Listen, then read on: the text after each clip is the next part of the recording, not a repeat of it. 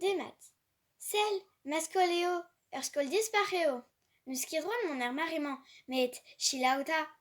Ur skol e brezhoneg eo, laik a digoust. Labourat a reomp evel ur skodual, met tout zo e brezhoneg. Estudio a reomp galek ivez e vel just. E fin ar semdaou, on pevel ar vugaleal, met gwest on pivet gomz len a skrivañ en ur yezhal. On darn brasañ eus kerin ma minandet, ne gomz an ket brezhoneg, met ne oket ur guden. Setu klaskorin.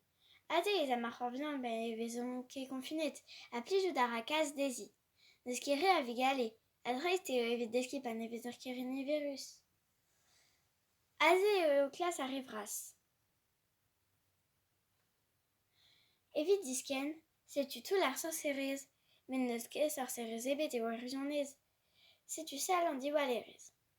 Hag e ruomp war ar porz, evel just eo ur dijinan ur bern bugale o c'hoare a goredeg a bep tu. Ha te war petra, chom a raplas evit an skol. Dre ma zon koul, e ro an dit al dianmou evit mont e da rampret ganto. Kenavo!